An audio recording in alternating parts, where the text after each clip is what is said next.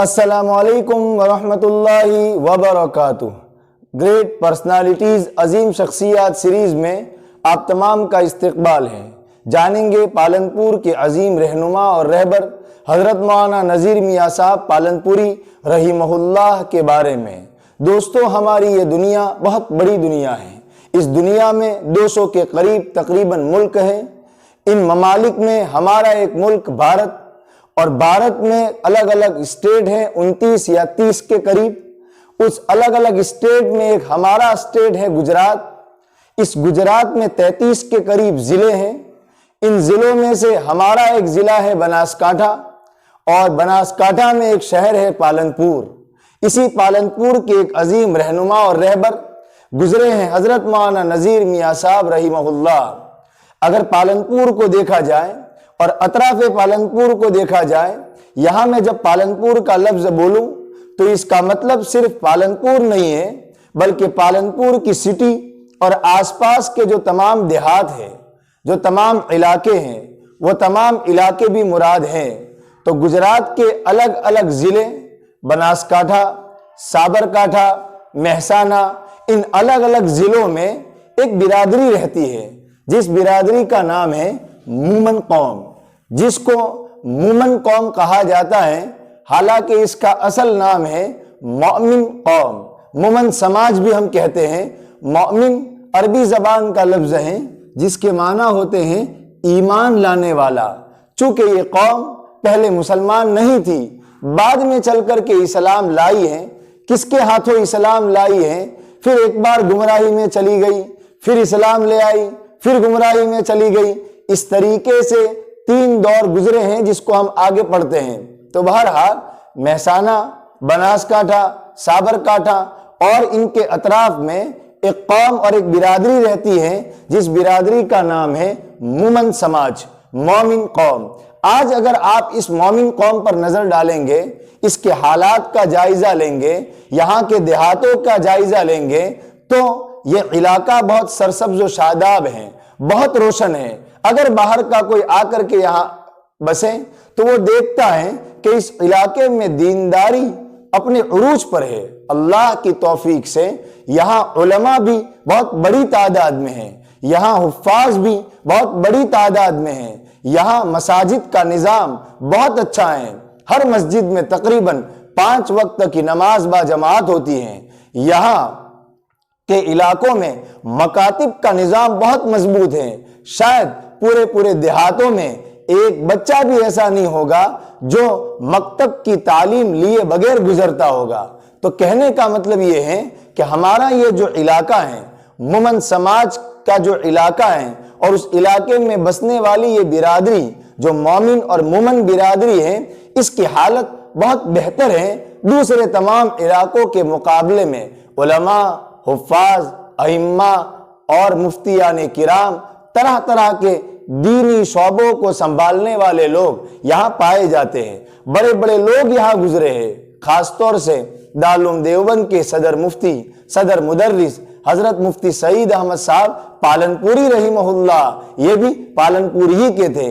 حضرت مولانا عمر صاحب پالنپوری، دعوت و تبلیغ کے حوالے سے آپ نے ان کا نام سنا ہوگا، یہ بھی یہیں کے رہنے والے ہیں۔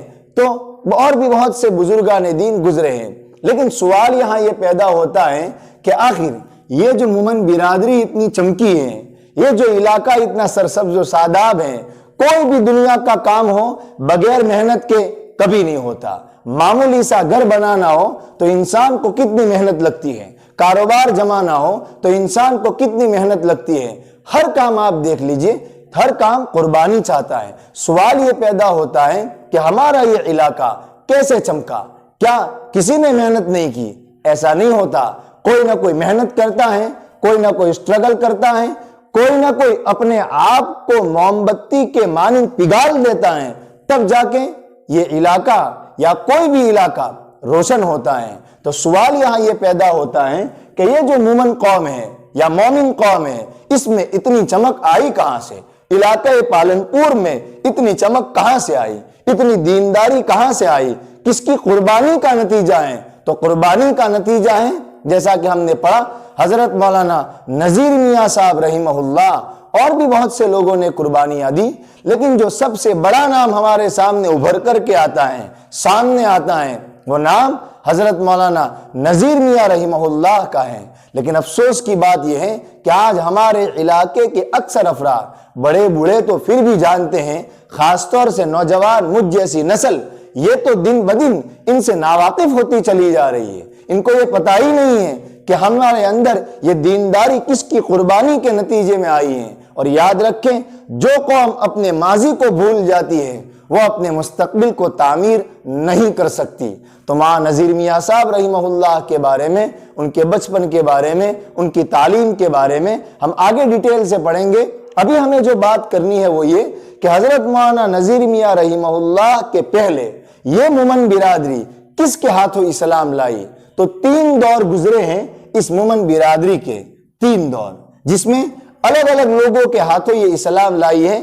آج کی کلاس میں ہم پہلے دور کے بارے میں بات کریں گے۔ یہ بات ہے 9ویں صدی ہجری کی، یعنی 801 سے لے کر کے 900 تک، ابھی تو 1444 ہجری چل رہی ہے، یہ بات ہے 9ویں صدی ہجری کی۔ 9ویں صدی ہجری میں سب سے پہلے یہ قوم کے کچھ افراد، یعنی اس قوم میں اسلام کی شروعات ہوتی ہے ایک بہت بڑے عظیم بزرگ سے۔ اس بزرگ کا نام کیا ہے؟ یہ پہلے دور ہے، یہ پہلا دور ہے، اس کو یاد رکھیں۔ دوسرا اور تیسرا دور آنے والی کلاسز میں ہم کور کریں گے۔ تو پہلا دور، اس پہلے دور کے 9ویں صدی ہجری سے جس کی شروعات ہوتی ہے، ایک بڑے عظیم رہبر اور داعی اللہ اور بڑے حضرت گزرے ہیں جن کا نام ہے سید کبیر الدین حسن رحمہ اللہ۔ نام ان کا آپ یاد رکھیں، سید کبیر الدین حسن رحمہ اللہ۔ ان کے والد محترم کا نام ہے صدر الدین، ان کے دادا کا نام ہے شہاب الدین، ان کے پردادا کا نام ہے شمس الدین۔ تو یاد رکھیں، سید کبیر الدین حسن بن صدر الدین بن شہاب الدین، اور ان کے پردادا کا نام ہے شمس الدین۔ یہ سید کبیر الدین کہاں سے آ کر کے یہاں آباد ہوئے؟ سن ہجری 7 میں۔ ہم نے اسی لیے یہاں سب لکھ دیا ہے تاکہ آپ کے لیے یاد رکھنے میں سہولت ہو اور ہم سب کے لیے سمجھنے میں آسانی ہو۔ یہ بات ہے سن ہجری 7 کی۔ سن ہجری 7 میں اگر آپ نے تاریخ تھوڑی بہت پڑھی ہے تو سن ہجری 7 میں تاتاریوں نے سخت حملہ کیا تھا عراق پر، ایران پر، اس طرح کے جو ممالک ہیں، سخت تاتاریوں نے حملہ کیا اور مسلمانوں کی اینٹ سے اینٹ بجا دی۔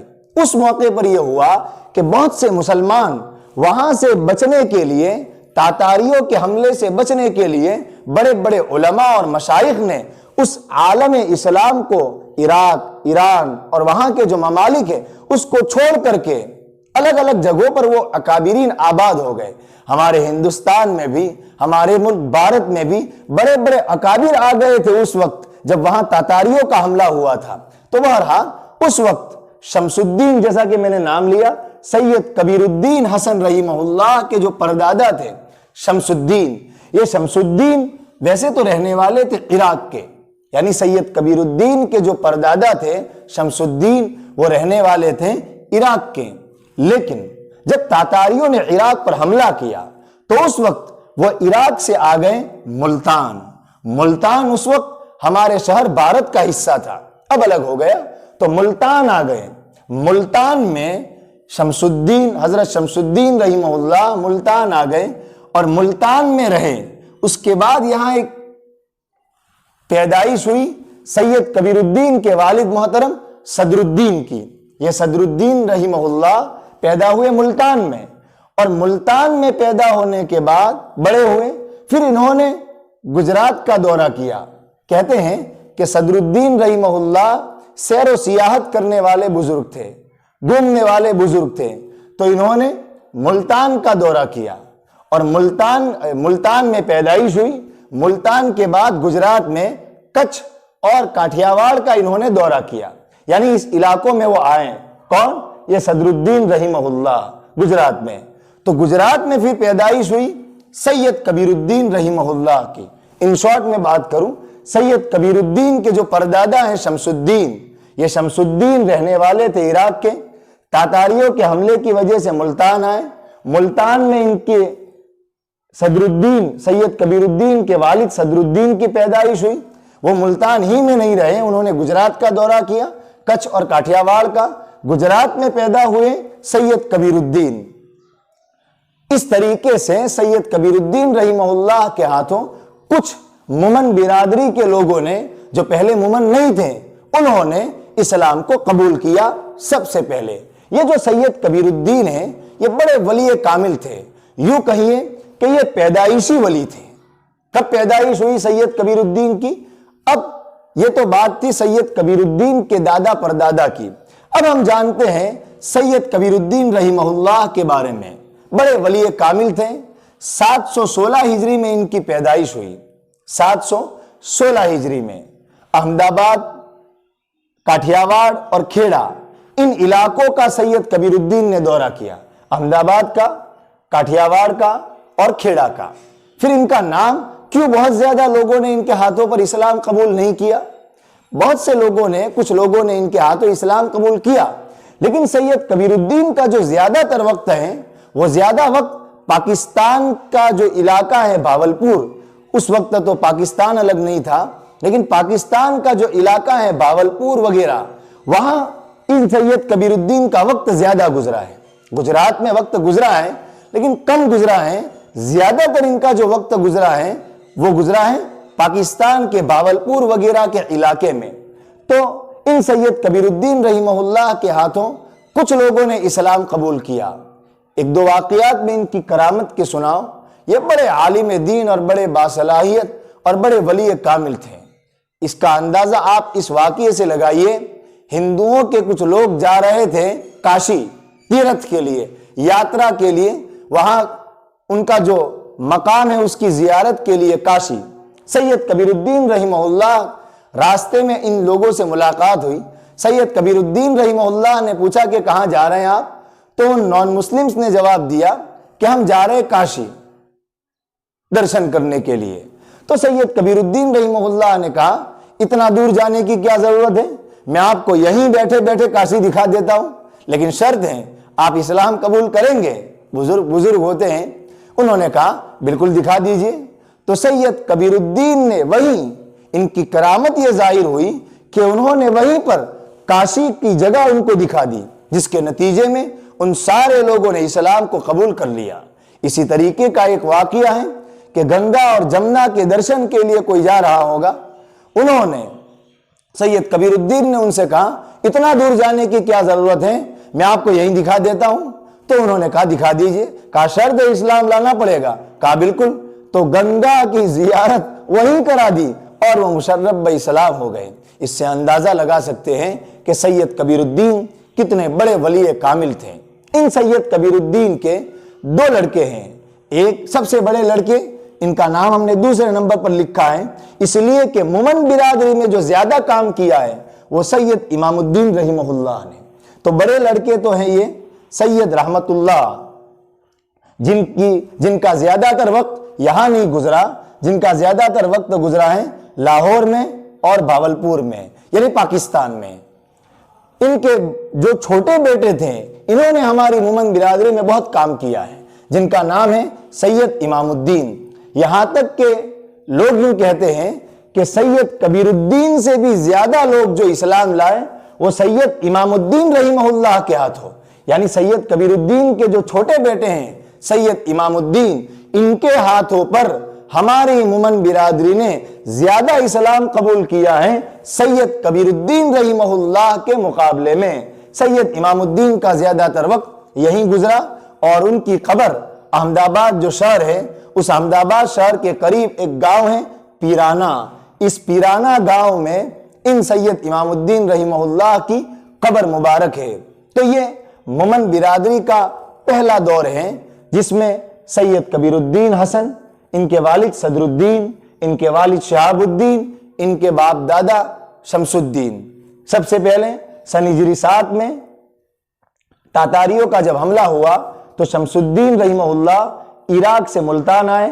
मुल्तान में सैयद कबीरुद्दीन के वालिद सदरुद्दीन की पैदाइश हुई। वो गुजरात का उन्होंने दौरा किया। फिर गुजरात में सैयद कबीरुद्दीन पैदा हुए 716 में। अहमदाबाद, काठियावाड़, खेड़ा का उन्होंने दौरा किया کچھ لوگوں نے اسلام قبول کیا۔ ان سید کبیر الدین کے دو بیٹے، بڑے بیٹے سید رحمت اللہ جن کا زیادہ تر وقت پڑوسی ملک میں گزرا ہے، اور چھوٹا بیٹا سید امام الدین رحمہ اللہ، انہوں نے بہت مومن برادری میں کام کیا ہے، اور ان کی قبر مبارک احمد آباد کے قریب ایک گاؤں پیرانہ میں ہے۔ یہ ہمارے مومن برادری کا پہلا دور ہے جہاں اسلام کی شروعات ہوئی ہے۔ پھر ان کے بعد یہ قوم یعنی یہ مومن برادری پھر سے بدعات اور خرافات میں مبتلا ہوئی۔ اب اس کے بعد پھر کون آیا جس نے آ کر کے پھر محنت کی؟ اس کو انشاءاللہ اگلی کلاسز میں ذکر کریں گے اور ہم سمجھنے کی کوشش کریں گے۔ السلام علیکم ورحمۃ اللہ وبرکاتہ۔